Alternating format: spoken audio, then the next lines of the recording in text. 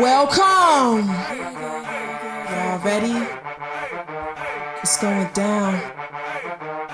Ladies!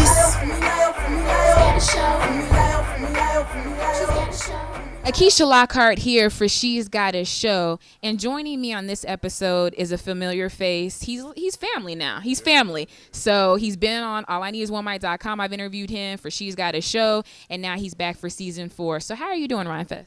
I'm doing wonderful. I'm happy to be here and happy to be with family again. See what we got going on here? It's family. So I want you to be the one to let everyone out there know, where are we today? What are we sitting in? Because they can't see everything yet, but where are we? Well, right now we're in my favorite man place in the world, and that is the 708 Cigar Shop. I'm a cigar enthusiast. And, I go around the world. I collect different types of sticks. But when I'm in Chicago, the 708 Tobacco Plus Cigar Shop is my favorite place to hang out, fellowship with other men who do business, fellowship with people who I consider brothers, and relax with a cigar. I like that. I like that very much. I like smoking cigars. My dad put me onto it, so I think it's something nice to do for special occasions. I don't get into it too much. I'm not like a every week or every day or nothing like that, just for special occasions. So how did you end up finding a love for smoking cigars? Well, there are a lot of vices out there that people, have, like whether it's like some people smoke marijuana, some people drink, I have diabetes, so when you drink alcohol, it turns straight to sugar. So I just didn't want to, do alcohol. But more so than a vice, cigars for me was, like I said, fellowship. I found other men, like usually the men who you find in a cigar shop, like have careers, you know what I mean? And have outlooks on politics and on life. And I learn a lot, and they're my age and older, So the cigars are great, and I know a lot about cigars, but the fellowship was what I think I craved, and I found that mature fellowship in the cigar world. Okay. I can believe it. And this is actually, I've never been to this particular spot, so I can't wait to what we're going to end up doing after we get done with work. We're going to do some celebrating because this man is having an incredible year, and we're not even halfway through it. So we're going to do some smoking. We're going to smoke some cigars. I'm going to get a chance to really see the place and everything. So I want to know, because again, we aren't even halfway through the year, and I've been watching. I follow you on social media. I've been very fortunate to come to some of your events. You are having an incredible year already. So far, so good. You just won your second Grammy. Then you also came out with your first film, and I'm pretty sure there's a lot more going on that you want to share with us. But I just want to find out from you, how are you feeling so far? Because you're doing some amazing things. Keisha, I've tried a lot of things, and I've failed at a lot of things, and failure is the height of my success. Like the depth of my struggle has been the height of my success. People have seen me for years. People have seen me run for office and have an incredible campaign, and not win by 150, 200 votes, out of thousands. People have seen me put out music and albums that have done good, have not done so good. I've done so much, and, I've learned from that. And now for the fruits to be coming from the seeds that were planted, I take it in stride. I'm not a narcissist about what it is that we've created. It's not all about me. It's a team. When you look at my wife, Donnie has had a lot to do with any successes I have. When you look at the young people at Donda's house, those young people, they inspire me. They give me ideas. When you look at Common, John Legend, Kanye, like there's so many people to thank for whatever you think is my success. And so I take it in stride, and I'm trying to figure out ways to pivot it into helping those people that have helped me. I love that. I absolutely do. And something that I want you all to know, if you've been watching the season thus far, then you've heard this, but if this is your first episode that you're tuning into, I need to let you all know this, and I also need to let Rhymefest know. Season 4 is a love letter, a dedication to the city of Chicago. I'm from St. Louis originally, and I've lived in Chicago for a few years, and I absolutely fell in love with the city. Nationally, if you watch the news, if you're, tuning in, if you listen to satellite radio, when you hear about this city, you hear a whole lot of negativity. It basically seems as though, and in some ways, some people can agree or disagree, it's like a war zone.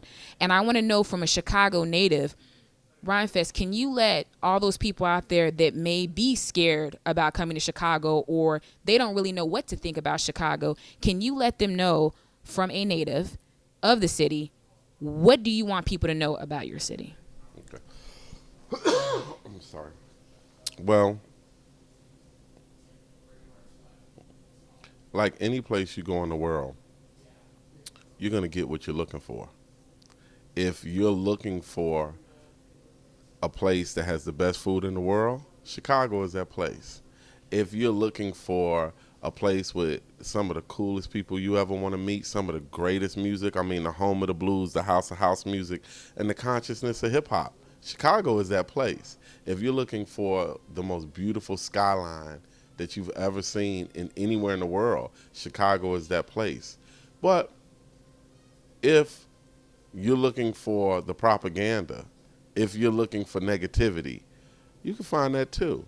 I believe that anything you're looking for anywhere you go is what you can find. So Chicago is what you bring to it.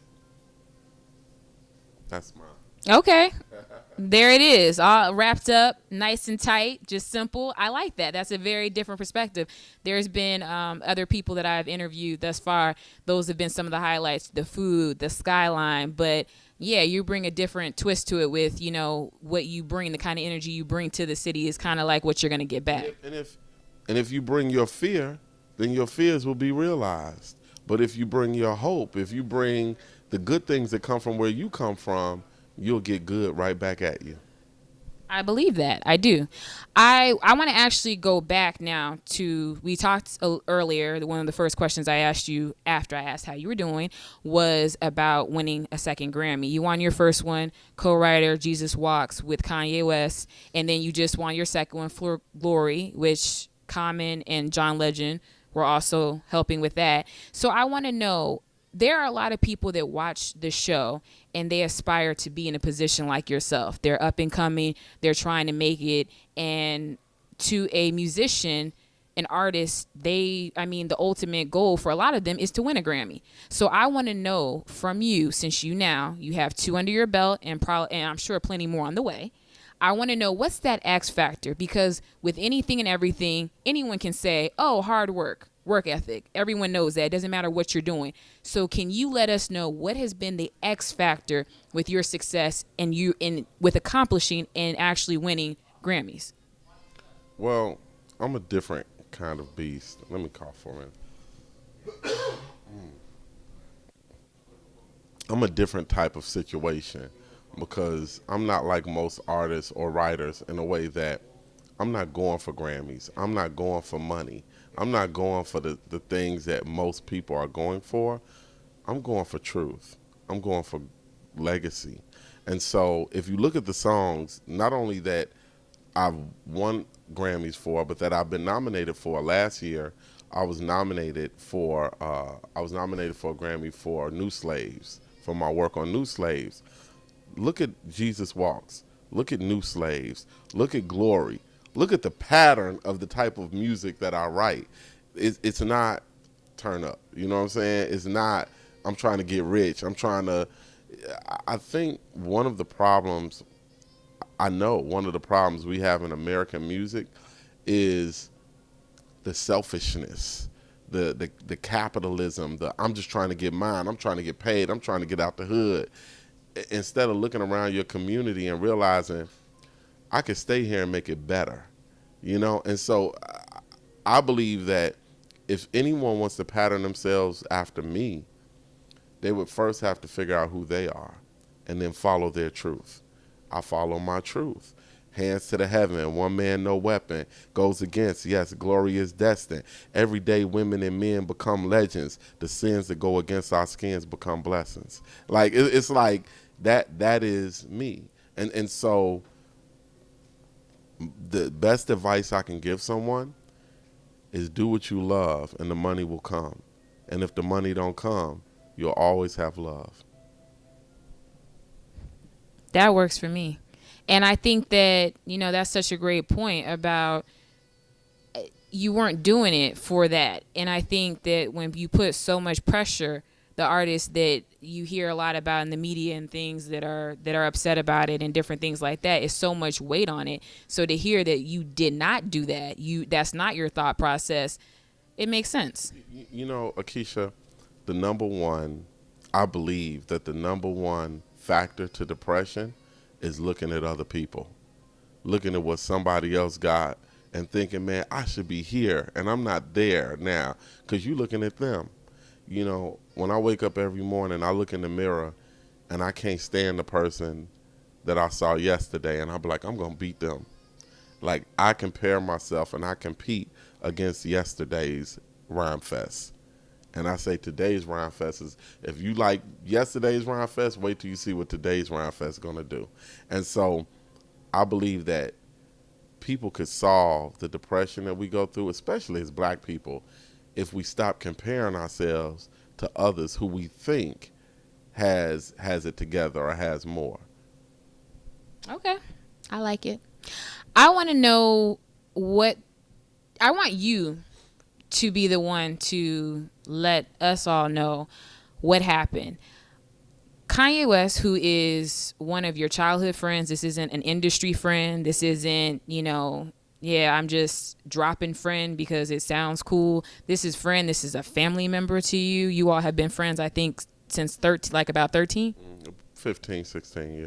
Okay, so I gave you a couple extra years. But you guys have been friends for a very long time.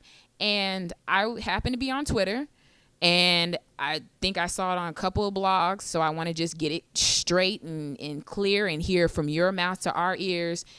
Kanye went on a rant about something, an issue, and then you spoke up about it, and then some people kind of gave their opinion about what you had to say. Do you know what I'm talking about? Yeah, I mean, can you explain to them exactly what happened, because they're probably like, what is she talking about? Yeah, it's simple. Really what it was someone was asking me why didn't I work on this particular album, The Life of Pablo. I didn't work on this album, and people don't know the type of how I get inundated with Kanye fans like, yo, you're not a real friend. You didn't help him do this. You didn't do that. And so I responded to someone, and I just said, I don't think that entertainment is what we should be wanting from Kanye. As my brother, I think that we should be, if you see that he's in a situation, we should want him to get the type of help that he may need to be at peace, And when I said that, it's a thing where I want my friends and family, and Kanye is my brother. Like, his mother is like a mother to me, Dr. Donda West. I mean, our organization is named Donda's House after his mom. But I want my brother to be the success that he wants to be. And I believe that the only way that he can have that is to have peace. And so what I had been seeing, not just in the media, but personally, made me believe that he wasn't at peace. And so rather than, I don't care about an album, I don't care about sales, I don't care about keeping your things, I care about happiness. And I thought at that time, for my brother's happiness, he needed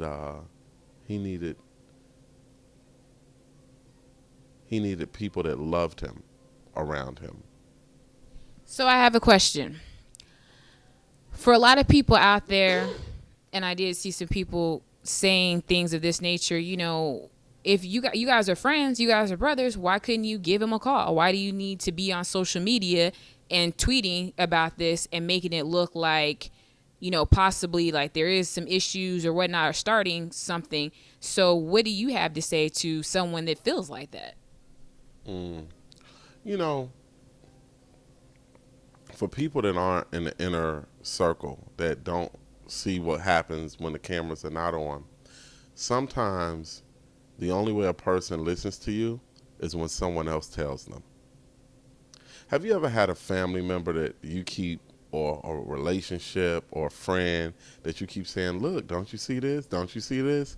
And until someone else that is not as close to them tells them, they didn't see it. And when someone, a stranger says, hey, you see you doing that? Then they say, oh man, what my brother or my sister told me is true. Sometimes people, just like, people have to hear a message coming from various directions before they look at themselves.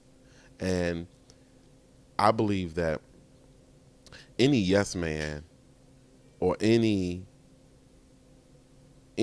could give up. I could just sit in a room, write rhymes. I could sit in a room and get money and not say nothing. I could say, here, brother, this is what it is. And my brother could say, okay, thanks, and keep going the same way. But it's something about when your fans tell you, hey, it's an issue, that some people listen to that. And I think that everything I do, I mean, and if you look at my life, look at In My Father's House, the documentary, look at what we do with Donda's House, look at just how I go about writing music. Nothing in my life is about self-promotion. Nothing in my life has been about narcissistic publicity and trying to, like, that ain't who I am. Ask anybody in Chicago, people that don't know me, ask them about me. Listen to what they say. I want all of my brothers to be healthy. And so, yeah, I guess that's my answer. My answer is sometimes people don't listen until other people tell them. So are you wrapping up about Kanye? Well, actually, we're not actually wrapping up about him. I have something else. But are you guys in a good place? I'm in a good place. And that's what matters. You know what I'm saying? Like, everyone has their own journey and everyone has to travel their own road. All I need to make sure is that my family, myself, my spirit is at peace. Am I at peace with the path that I'm taking? More than ever. I'm in a good place. Wonderful. So you touched on Donda's House. There are some people out there that are not familiar with what Donda's House is, and you all should be, because I interviewed his lovely wife and we talked in depth about what they're doing with Donda's House. But what I'm going to do is I want you to let all those people out there that don't know, let them know what role you play and let them know what Donda's House is. Yeah, I'd be happy to. Donda's House is a premium arts organization where we train young people in the arts, improv, creative writing, studio etiquette, fashion. We have so many partners, from Kenneth Cole, Big Sean. We have labels. Our friend Amir Wyndham from Atlantic Records recently came out and just talked to the young people about the business of music, and we work with young people from 18 to 24, no, from 14 to 24 years old. So at 18, when programs cut a lot of people off, we keep going, because there are people, if you want to play basketball, if you want to do math and science, if you want to play football, there's an avenue. But in Chicago, if you really want to do music, we don't have a Juilliard. We don't have, some of those programs that really can help you with that. And to have, for me to be able to give back like that, and to have and to be able to hire students that we train to also become instructors and pay them, man, we're so proud. We're working on Donda's House International, where we want to do a foreign exchange program with Afro-Caribbeans and African Americans, where we want to send young people to go study abroad music and then bring people from abroad to study music in our communities. So I'm very proud to be a part of an organization that helps so many. So for again, just kind of piggybacking off of everything that you said, can you also just let us know, I mean, how did it get started? I mean, everything that you're saying is phenomenal, and I've actually been able to partake in the organization and different things that you offer, and I absolutely love it. So, but how did Donda's House actually get started? And talk about the name. Well, Donda's House got started because I grew up with not only Kanye, but with his mom, Dr. Donda West, who was a Fulbright scholar and the dean of English at Chicago State University. She didn't know a lot about rap, but she knew a lot about the human, the way humans are. I remember I had a rhyme. She used to let us record in her house. She bought all the studio equipment, and we would record in Kanye's bedroom. And I remember I had this rhyme where I was talking about how many girls I slept with, how many drugs I sold, how many people I shot. And she said, Rhymefest, I'm not judging you. Dr. Donda West said, but did you really shoot all those people and sleep with all those girls? I mean, no judge, but I'm just asking. And I'm like, nah. I'm just trying to get on the radio. I'm trying to get famous, And she said, well, would you be comfortable if you got big telling a lie about yourself? Would you be able to live that lie? And she said, well, where's your mom? What's going on with you? What do you want for your sister? And I started talking to her. She said, that's the best song I never heard you write. And that's what we're trying to create now. A safe space where young people can tell the truth about themselves. You know what I mean? And that's the one thing I always lead with. Would you be comfortable living in a lie about yourself? Then in your music, you don't got to be all serious. You don't got to be all like, whatever I'm doing, but bring perspective to it, and that's what we teach. I love it. I do. So for everyone out there, you have them intrigued. They want to get involved. I can see it in their face, even though I can't really see it. But we see it. So where can they go to get involved and learn more about Donda's House? People can follow Donda's House at Donda's House Inc. On Twitter and on Instagram, or they can go to dondashouseinc.org and send us an email. Easy breezy. So what I want to do now, this is we're getting ready to wrap up everything because we have a cigar to smoke. So he allowed me into the man cave. What do we call it? Yeah, this is my man cave is at home. Right, this is the man house. Okay. He allowed me into the man house. So what we're gonna do is thank you. Thank you. So we have one more question before we wrap up. So I've been doing this little thing at the end of the show where I ask this question because I want to let Rhymefest, I'm trying to engage more with my viewers and with my guests and let them kind of get a more, little bit, learn more about me. So this is the question. Truth, or this is how we do this. It's called Truth or Truth. It's not Truth or Dare because I'm not doing anything. It's Truth or Truth. You can ask me one question, anything you want. There's no follow-ups, nothing like that. You just ask the question, your burning question to me. I have to tell you the truth, and then we end the interview. You got that? Yeah. You ready? So just a side note for all you guys, just so you know this. I've seen this man do interviews, and he is phenomenal. Phenomenal. So my palms are sweating right now. I'm nervous. But I'm going to let you do your thing. So ask me your one question.